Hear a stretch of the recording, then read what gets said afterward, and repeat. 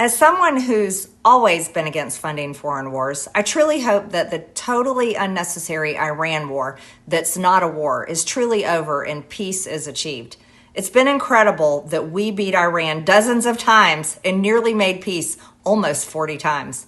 It's only cost upwards of $50 billion, probably more, part of which was spent bombing a children's school, by the way. And now hundreds of billions more will be spent to build more weapons to replace all the weapons and ammunition that we used in the Iran war that's not a war.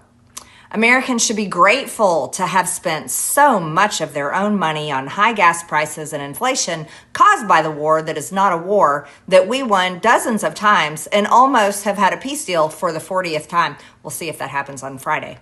The noble purpose of this war that is not a war was to free the Iranian people who have not been freed from a regime that needed change and still remains in place. And most importantly of all things is Iran cannot have a nuclear weapon.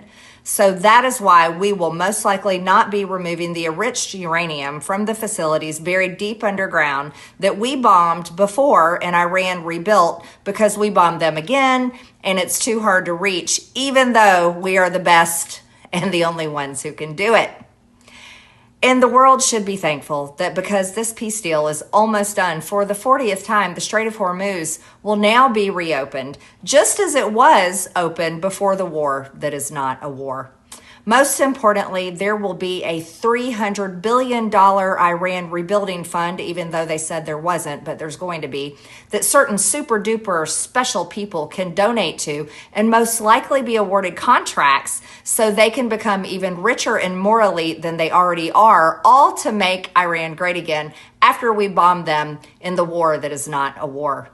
All of this would never be possible without the peace president, whom established the Board of Peace and appointed himself the head of the board without term limits right before he waged the Iran war that is not a war.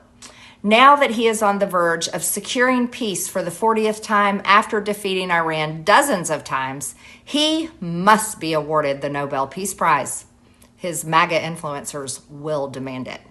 And of course, special mention must be made for our greatest ally who never wants peace, continues bombing children daily, and is furious that there is now almost a peace deal.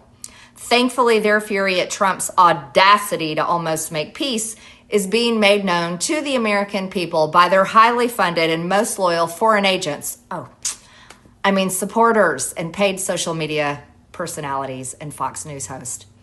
And even though they now vigorously criticize the president and disagree with him, they are not called traitors because you only get called a traitor if you go against him on the Epstein files. Because really, they are all totally okay with rapists and pedophiles. But alas, our good friend and greatest ally should not be too upset, as they are soon to be rewarded with a gift far greater than the nuclear material they stole from our country years ago.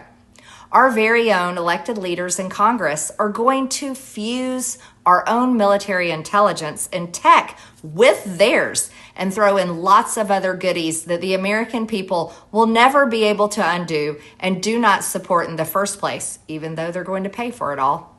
This will surely enable our greatest ally to be even more lethal than it already is, as it kills countless innocent children and innocent people, imprisons them, and rapes and tortures its prisoners, all with a free pass because AIPAC donations steadily flow, and Genesis says that you will be cursed if you do not go along with everything they do, even though Genesis wasn't really talking about our greatest ally. In conclusion, congratulations to all for almost achieving peace to the war that is not a war, spending hundreds of billions of U.S. tax dollars again for another foreign war after we voted no. Special mention goes to the real insiders who have gamed the market with massive profits from inside information, and shout out to the friends and family landing those highly coveted government contracts. This apparently is what winning looks like.